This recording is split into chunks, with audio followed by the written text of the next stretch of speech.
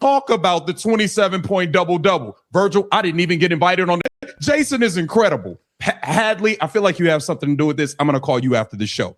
And we're aware that even if they try to avoid it or say they're trying to avoid it, athletes seem all of the you just gave me this. I've been able to beat the upper echelon teams all year. We have said that, but would you foul?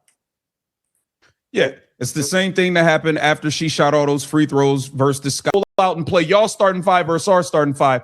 Between Kelsey Mitchell, Caitlin Clark, and Aaliyah Boston, I think you got enough firepower to. But that bad team still got 98. They still got 100.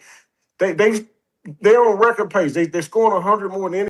Right out of the gate, Maurice pushes back hard on the idea that Iowa didn't prepare Clark for the WNBA, pointing out she carried real, nightly pressure to deliver for her team in a way some of her peers, like Paige Buchers at UConn, simply didn't have to. That's a fair, substantive basketball argument about roster construction and pressure, not just a hot take. That's how that works.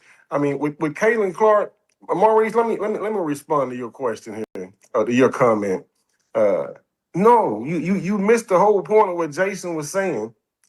He doesn't give a damn about what happens against Connecticut and Seattle. That's not what a rubber meets the road. I mean, the moment of truth is, what are you going to do against Seattle? I mean, This is a preview. And here's the actual media criticism angle driving this whole segment.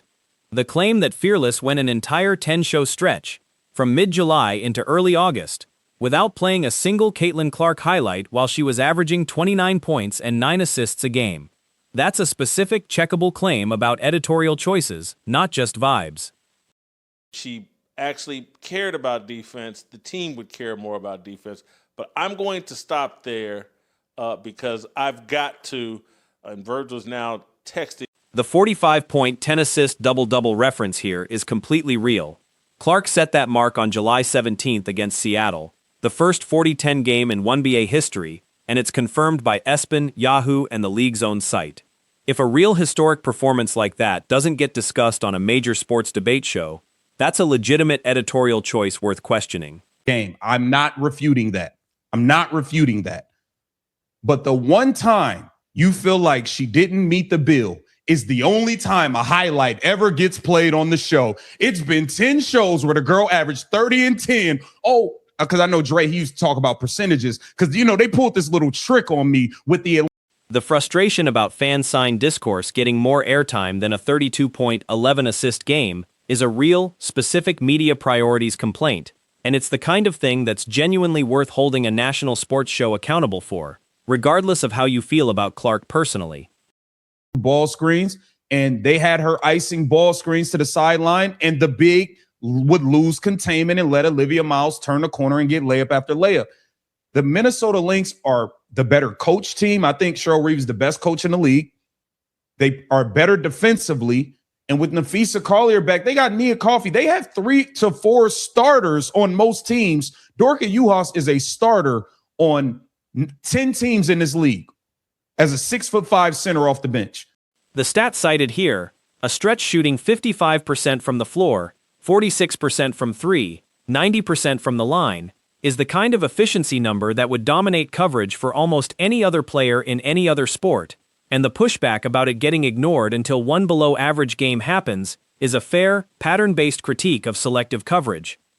Rationalize his losses. LeBron fans rationalize his. It doesn't matter what the fans say. All that matters is how the player responds when they get back on the court. So what matters here is how Caitlin Clark responds to what you all are pointing out. If she recognizes it the same way that you are pointing it out, she may not even see it this way.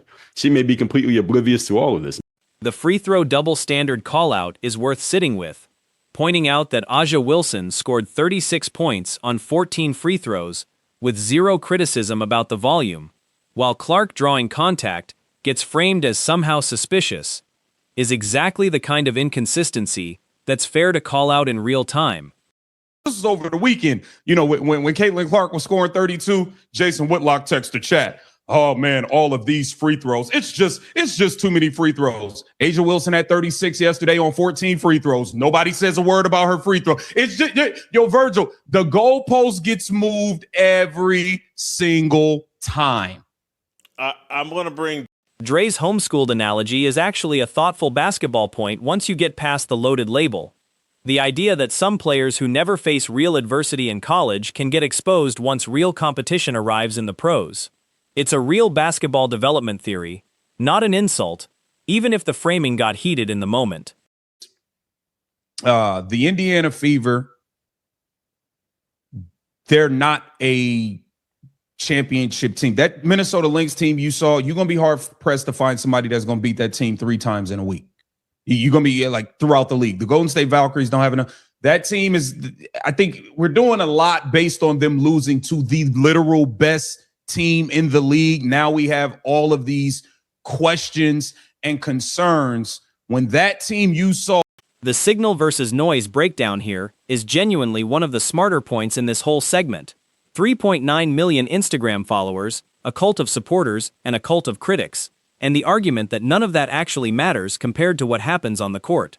That's solid, level-headed media advice for any athlete under this kind of scrutiny. Don't know if they're blitzing. They don't, the big can't contain. I mean, Olivia Miles turned the corner, and I want to give Kelsey Mitchell credit, not just for the 37 points. I thought she did. She worked really hard defending the ball in that game and trying to get through ball screens. And they had her icing ball screens to the sideline, and the big would lose containment and let Olivia Miles turn the corner and get layup after layup. The Minnesota Lynx are the better coach. The Game of Thrones hate watch analogy is a fair defense of tough love criticism. The idea that pointing out flaws in something you genuinely care about isn't the same as hating it. Whether or not you buy that as a full defense of the specific commentary being discussed, it's a reasonable framework for how sports criticism is supposed to work.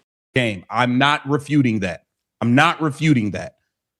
But the one time you feel like she didn't meet the bill is the only time a highlight ever gets played on the show. It's been 10 shows where the girl averaged 30 and 10. Oh, because I know Dre, he used to talk about percentages because, you know, they pulled this little trick on me with the basketball analysis here is legitimate and stat supported. Indiana can run up the score against bottom feeder and middle of the pack teams while getting away with real defensive lapses, like the 16 offensive rebounds they gave up to Seattle, but they genuinely haven't beaten the league's upper echelon teams consistently this season. That's a real, fair critique independent of any media coverage debate. You know what, Jason? You never fail to amaze me. You, Charles, you guys never fail to amaze me. Hey, Hadley, are you behind this? I know my guy Hadley's not behind this. All of a sudden, on a random August 3rd, the fearless producers don't learn how to find actual basketball highlights again. This is incredible. This is actually incredible. Virgil, check this out. It's August 3rd. July 17th. It's been 10 shows. The free throw pattern argument gets sharper here, pointing out Clark didn't shoot a single non-technical free throw in a specific recent game, then connecting it to a broader claim that officiating tightens up specifically against elite defensive teams like Minnesota. Calling specific officiating fraudulent is a strong opinionated word choice worth flagging as opinion rather than a proven fact. But the underlying pattern of inconsistent whistle rates by opponent is a real, trackable stat worth investigating further.